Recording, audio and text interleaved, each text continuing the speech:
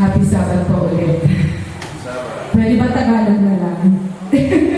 Nagtaka po siya last Saturday. Yun po ang first time namin pumunta dito. Bakit daw po ako umiiyak? Namatay pala ang uncle ko. So, akala ko po, siya yung kasama ko pupunta doon sa funeral at burol ng aking uncle. Pero sabi niya, ikaw na lang ang mag-preach. So for the first time in my life, naranasan ko po na walang pastor na mismong nag-preach sa audience. Samantalang ako, sanay na sanay po ako sa audience kung ako ay kumakanta at nag-i-split. Akala nga po nila, pupunta po ako doon para kumanta at mag-split ulit. Pero sinabi ko po, mahalaga po ang dahilan kung bakit po ako nagpunta doon. Kung ano ang ibibigay ko pong mensahe na galing po mismo sa Biblia. At yun po yung pinagmagatang di ipapatay. Noong gabi po yun, akala ko, sige, magkatuwa lang po tayo, magsaya po tayo. Huwag niyo na pong intindihin kung ano yung nandoon sa loob ng kabaong. Kasi tapos na ang kanyang kabanata sa buhay. Kaya huwag na po tayo umiyak. Ang iyakan na lang po natin ay ang ating sarili habang tayo ay nabubuhay. Pero pagkatapos po ng gabing yun, mga kaibigan, habang kami po ay nagmamarcha, nakipag-convoy, papunta sa simbahan, at nandun na po, minamarcha, at di konso, banda pa yung mismo burol ng aking uncle. Mismo ang tita ko po, na galing ng Las Vegas, na siya pong nagpumilit kay nanay ko, na sana pumunta daw po kami. Samantalang, hindi ko sana kami a-attend noon dahil sabi ko, naku, pagod na pagod kami. Kaya lipat lang po namin, ang dami pa kaming gagawin po dito. Sorry na lang po, hindi kami makarating. Pero, it was a timing, mga kaibigan. Dahil yung 28 years, hindi na nakit, revenge, na nadarama ko, nadarama ng pamilya namin, magmula nung namatay po ang tatay ko. Dahil di na rin po ang tatay ko noon dahil sa politiko. After po nung namatay ang tatay ko noon, marami pong nag-alok sa akin. Sabi nila, Miss Ika, siguro naman kaya mong pagbayan ng tao para magbigay ng revenge para sa justice ng tatay mo. Pero sabi ko po noon, kahit nga po ubusin ko po ang pera ko, hindi ko na po maibalik ang buhay ng tatay ko. Bahala na po ang Diyos. Bahala na po ang karma doon sa mga taong gumawa. Pero, after 1 week, bigla na lang pong yung mismong bumalik sa tatay ko, natagpuan na lang pong napugutan ang ulo at itinapon ang kanyang bangkay doon sa isang palayan malapit po sa sentro. Tuwag-tuwa naman po ako dahil sabi ko, my God, kahit hindi pala ako nagbayad ng papatay sa mga responsable sa pagpatay ng tatay ko. Ang balik ng Diyos, siya pala ang gumawa ng parang karma sila. Pero dahil po sa pagkukwento ng tita ko, nalaman ko po ang kasagutan kung bakit nibigay ang justisya doon sa pumatay sa tatay ko. Ang gumawa pala ay mismo yung nasa kababa ko. Na sinabi ko yung gabi yun, huwag na tayong umiyak. Pagkasiyahan na lang po tayo, patay na yun eh. Bahala na po ang Lord kung ano ang sentensya niya pagdating ng kanyang second coming. So ako at ang ate ko habang magdadrive, ibinuhos po namin, kasama po nanay ko, kasama rin po yung kuya ko. Ibinuhos po namin yung luha namin hindi po namin binubos doon pagdating namin. Hindi po sa dahil sa pagkawala ng isang minamahal, kundi dahil po sa nalaman namin na in His own expense, kahit alam po niya na kasalanan, mortal sin yung ginawa niya, na pag-rebels, alang-alang lang po sa pagmamahal niya sa kanyang kapatid. Alang-alang lang po sa pag-rebels. Para sa pamilya namin, ginawa po niya a very cruel revenge na hindi ko po alam kung napatawad mo po siya ng Diyos o hindi. Kaya mga kaibigan, na-realize ko, at mismo ako po mismo ang makapag-testimony na hindi po lahat ng ginagawa ng isang tao ay siya mismo ay proud kung ano ginawa niya. Dahil ako rin po mismo mga kaibigan, hindi rin ako proud kung bakit kinalokoran ko rin po ang Diyos noon. Dahil sabi ko, ang alam ko ng lahat ng mga kababayan namin yung pinatay ang tatay ko. Akala nila, ang buong pamilya po namin ay doon na lang po titira sa kalye. O kaya may nakapagsabi na baka mamaya sa kangkungan na lang sila pupulutin. O baka mamaya sinistika, tatalo na lang sa Pasig River. O kung ano. Mga kaibigan, kung bakit po ako pumasok sa showbiz, yun po ay wala ng pangangailangan ng pamilya namin. Ay hindi po balik na alam ko, tinalikuran ko ang ating simbahan. Dahil ipinanganak po ako na sa Batista. Nabawagkasalan po ako sa Batista. Maliit pa lang po ako noon.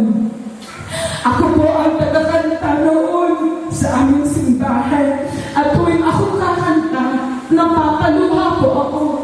Lalo-lalo na po yung kantang Rupa-Rupa Makita ko. Yun po ang lagi kong naaalala. Paborito ko po yun. Pero dahil po sa kailangan kasi napagkawalan ng tatay ko, kinakailangan na rin kasi kunin ng bangko ang aming mga ari-arian. Kung ano po ang naiwanan ng aking ama. At naalala ko po, nung sabi ng kuya kong si Frank, sabi niya, kapatid, ikaw lang ang pag-asa natin. Gamitin mo ang talento mo, ang pagkakta mo, para makaahon tayo, para maibalik natin kung ano yung nawala. Hindi lang yung tatay natin ang nawala, kundi lahat.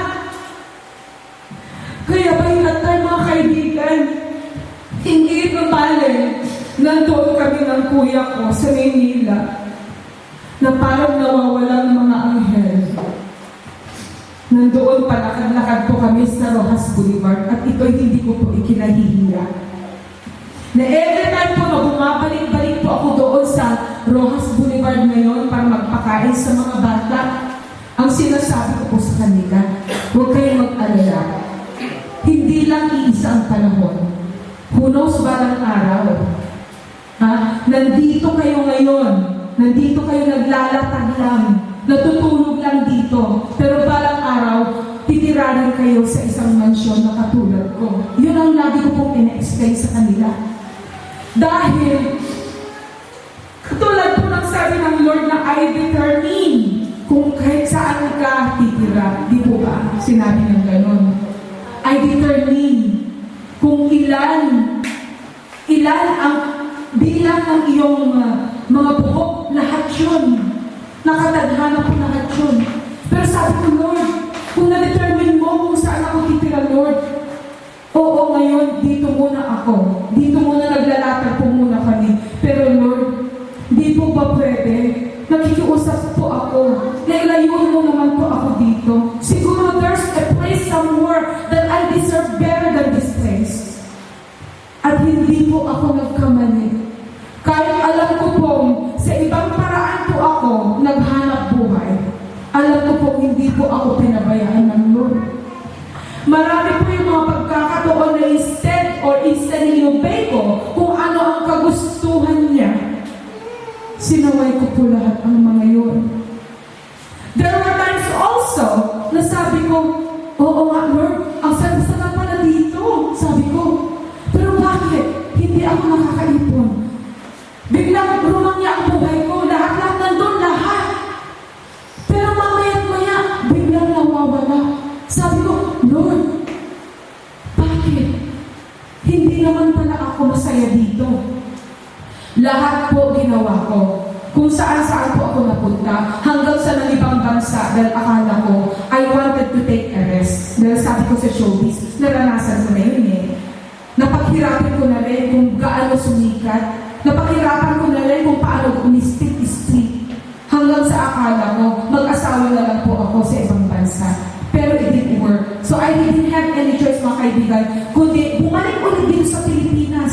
Instead, sana na bumalik kay Lord, sabi ko, sandali. Siguro naman sa pamamagitan ng pagtulong ko sa mga kapwa ko, pagpatayo ko ng Mystica Charity Foundation, pagtulong ko kung ano-ano dyan, pagpunta ko sa iba't ibang mga churches bilang motivational speaker, bilang sambali na ibinibigay ko sa kanila kung anong testimony ko, akala ko sapat na po yun. Akala ko, through yung pinapakita ko sa Lord na, tuta, nakakatulong naman ako, Lord. Siguro sapat na po yun. Nagpapibaptize po ako sa born again. Itong born again po dito, hindi po Seventh-day Adventist. It's time po na pumupunta ako sa church Sunday. Kaya akala ko, sabi ko, bakit kaya, para bang hindi pa ako, kundi kung nasaan ako, hindi pa rin ako masaya. Kasi kung babalik pa naman ako sa simbahan ng mga Sabatista, baka mamahin nilang tingnan bakit ako naka-make up, bakit ako naka-spoon o whatever. Pero ngayon mga kaibigan, tuwang-tuwa po ako. Kanina, alam ko na ang mata ko namumugto.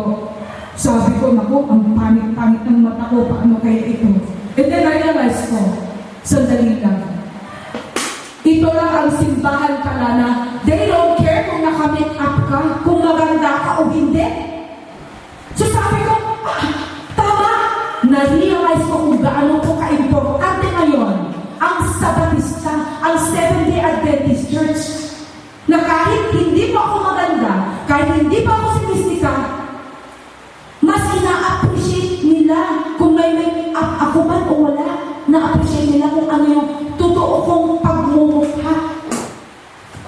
Mga kaibigan, alam niyo po ba kung anong nangyari kung bakit po ako tuloy napunta na po ako dito sa Seventh-day Adventist? Bumalik po ako sa dati kong tahanan. Kasagsagan po noon ng aming showbiz life ng aking asawa. Kid Lopez po yan. Kasagsagan po noon na pinapalabas po ang aming pelikula na Querido. See? Sa title lang po. Bawal na yun sa heaven. Papunta na talaga sa impyerno. Dahil akala ko, ang tinatangkilig ngayon ay mga film na mga bold films, mga sexy films. Dahil sabi ko, usong-uso na yung mga bold films. Patangkilig ng mga bakla. E nalaman ko po sa Biblia, ang mga bakla pala talaga. Alam niyo na po kung anong ibig sabihin. Bakit sila ang entertaining namin?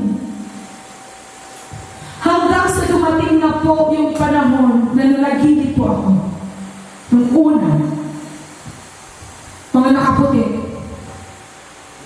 Pagtingin ko po gano'n habang ako'y nakahiga, nakagano'n po sila sa akin, yung para bang kinukuha. Nakulang na lang na ibigay ko yung aking kamay. But I wasn't sure at that moment. Baka mamaya nagbabaka. Ano yun? Nagbabalat kayo. Nagbabalat. Kayo lang po yung mga nakaputing yun. Baka mamaya nakaputi lang mga yun, pero hindi ko alam kung saan pala ako dadalhin. Pinaglaban ko po na ako'y huminga, pinaglaban ko po na ako'y magising. Pero hindi ko po binigyan ng pansin po yung unang panaginip po na yun. Tinatawag na batiba. Di ba? Batiba. Ano ibig sabihin sa Tagalog? Ha? Bangungot. Sa English, nightmare. Hindi ko po pinansin yun. Sige lang, shooting pa kami ng shooting pa kami ng shoot. Pangalawa, nasa bungaran na po ako ng isang malaking butas na napakalalim, napakadilim. Ano po ibig sabihin yun? Yun din po. Pinaglaban ko pa yung sarili ko na magising at that moment. And thank God, nagising po ako. And then, naisipan ko, may mga YouTube, diba? May mga videos. Tapos internet, napakahalaga po ng internet. Dahil every time na kailangan ko ang kasputan, mag-search lang po ako, Heaven and Hell.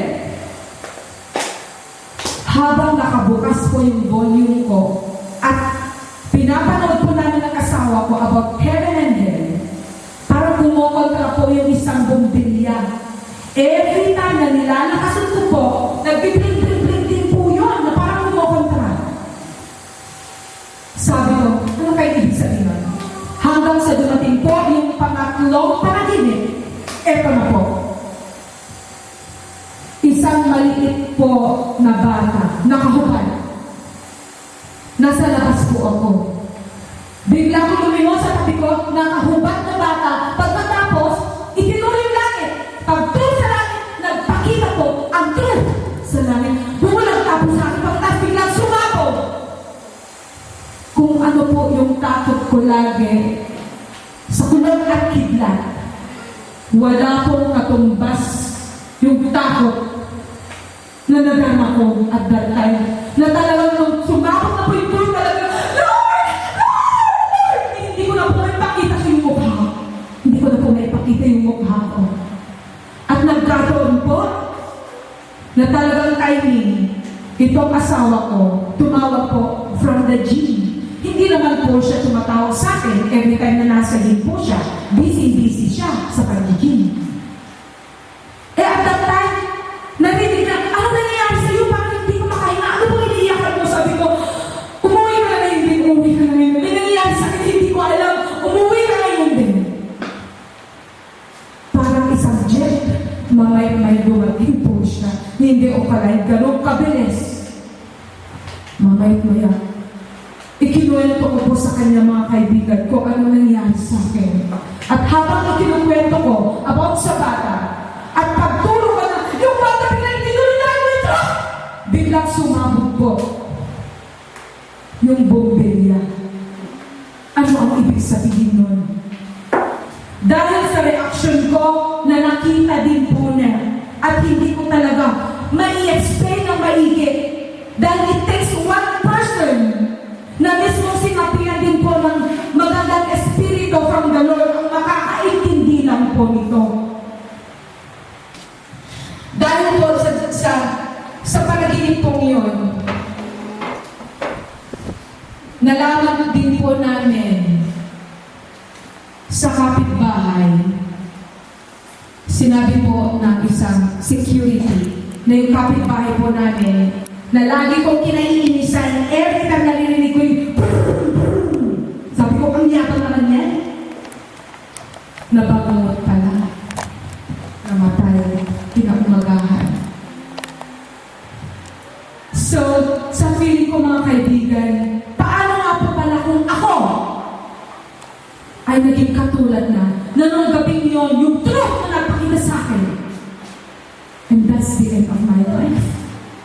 So, hindi na po ako nagdalawang isip. Sabi ko, siya nga pala, sabi ni nanay, sabi ng kuya ko noon, meron daw, sabi niya, Adventist Church dito. Please lang, hanapin mo. Pinahanap ko po sa asawa ko. Of course, that night, tulog na po sila, close na lang. So, ngayon sabi ko, kinamagahan. Sabi ko, yun ang unahin mo. Mas mahalaga ito. Bago mahuli ang lahat. Baka mamaya, pag dinole, wala na ako. Ayun. Mga ipok lang. Pumunta na po siya. Tapos mamaya-maya, makuha yung number, nakausap ko po mismo yung Miss Ellen Ho. Siya po mismo yung may-ari ng bahay. Sabi ko, sister, alam mo sister, gusto ko na po talagang pasensya ni sister kung dati-rati sinasabi ng kuya ko at saka dati-rati sinasabi ng nanay ko na kung pwede daw pumunta po kayo sa akin nung nandun pa ako sa North Susana, yung kabilang village. And that was years and years ago. Every time sinasabi pa ako ng nanay ko na puntahan ka daw para kantahan ka, basahan ka ng Biblia. Ay, naku tayo, wala akong panahon yan. Store ko lang yan. Pero ngayon mga kaibigan, ako na po mismo ang nagpahanap. Ako na po mismo ang bumahabol sa kanila.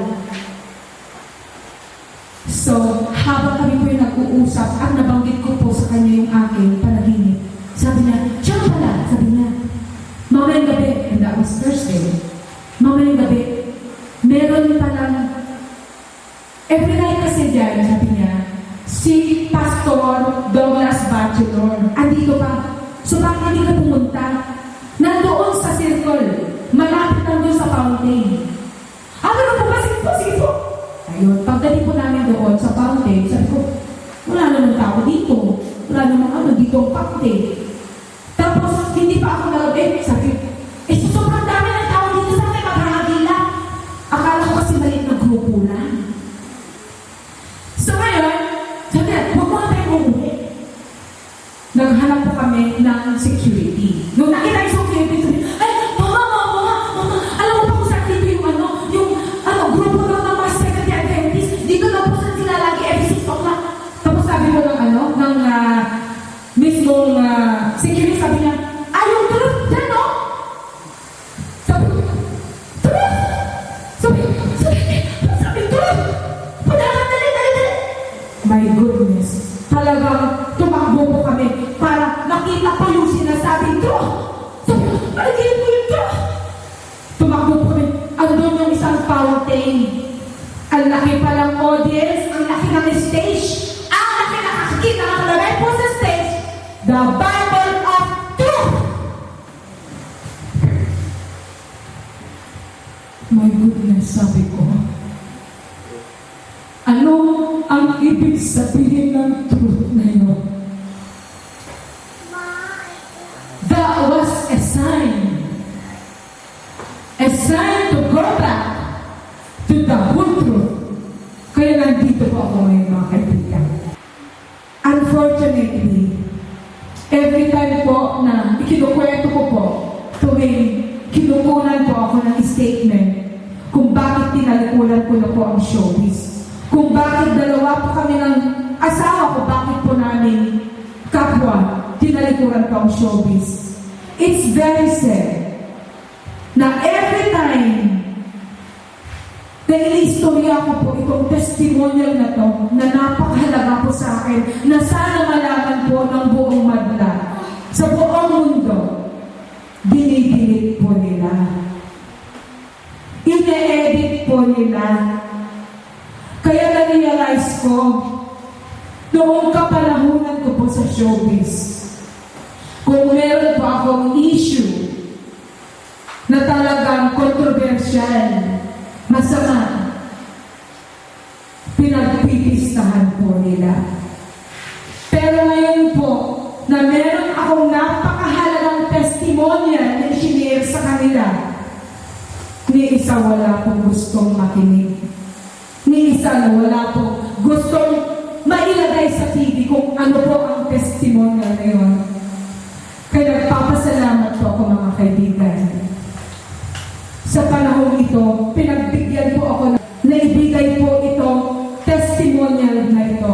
Akala ko noong tayo, brother, elder natin, di ba last time, di ba sabi ko, brother, sabi ko, ang sasabihin ko po ay testimonial, akala ko, sapat na po yun. Napagbibigay ko po ng isang testimonial. Mga kaibigan, kung minsan, it takes a pet or a dog to teach someone a lesson. Mga kaibigan, ang aso ko po, na iniingat-ingatan ko, na itinuring ko po parang anak ko magmula ng bata pa siya kasi magmula ng binigay po sa akin, ayaw po niyang kumain. ayaw po niyang uminom ng gatas, ayaw po niyang uminom. Pero I did everything para mabuhay ko po siya. So pamamagitan po ng pag-aruga ko, bumili po ako ng isang bed ng aso sa tabi ko. Inaantay ko na lang po na matulog. At every time na nakikita ko na agad ang mga gumaganon, that's the time po na binibigay ko yung mamador, yung dede niya. At sa pamamagitan kong yun, nabuhay ko po yung aso kong yun. So ngayon po, itong pag-alis po namin, papunta po dito, nalaman po namin na bawal pala na mag-alaga ng aso doon sa lilipatan namin. I didn't have any choice but to give my dog away. Iniwanan po namin. So kala namin, hayaan mo na, susunod yan, may ano rin yan, may aangkasin yan, makukuha nila. Mauna lang tayo doon, importante yung lakad natin. Mga kaibigan, yung paglakad po namin yun ay Sabado. Sabado po mga kaibigan. Mas importante pa na maglakad po kami dito. Mas importante pa na unahin ko muna yung paglipat po namin. Kaysa yung pumunta sa Seventh-day Adventist Church, samantalang sinabihan po ako doon na, akala namin Sabado yung alis nyo. Para naman sana, nakapagbigay muna na kami ng at least parang despedida party doon sa North Intramuros, New Intramuros Village. Pero sabi ko namin, ay hindi na po kasi importante po talaga makalis ko namin kasi naka-schedule po yung araw na yun o yung van na yun para po sa pag-alis namin. Pero mga kaibigan, itong aso nagbigay ng leksyon sa amin na sana hindi po kami umalis ngayon. Dahil mismo yung aso ko po, ayaw din po umalis. Mismo nakiusap po kami sa pamilya nito, tuntal, nag-alaga po sila ng isang linggo po noong umalis po kami nung first time po kami pumunta rito. So siguro makikilala niya sila. Pero never po siyang sumunod kahit sino. So kinakailangan po kami bumalik dahil nag-round trip na po kami mga kaibigan. Alang-alang lang po sa aso ko, bumalik po kami. Dahil sabi ko, kung sakaling ayaw niya na sumunod kahit sino sa kanila, dahil every time daw na may lumalapit, so of course, natatakot sila dahil baka mamaya bigla silang makagat. Pagpunta po namin ng asawa ko, kaya may hindi po siya nag-second thought. Nung sinabi ko po, ako ang bubuhat sa kanya at yung isa naman ang asawa ko. So yung aso na ayaw po na magtiwala kahit kanino man, I learned a lesson from him. Nakatulad natin, we can only serve and trust and obey one master in our lives. At yun po ang natutunan ko sa aking aso. He can only serve, trust, and obey me. Katulad nung kinakanta po namin kanina, trust and obey. Ako. So ngayon mga kaibigan, sa lahat po ng mga siguro nagpanggap na, ako si Kristo, ako dito kasasan, na-realize ko po na parang yung aso ko, I can only serve, trust, and obey one God, and that is Jesus Christ. Amen.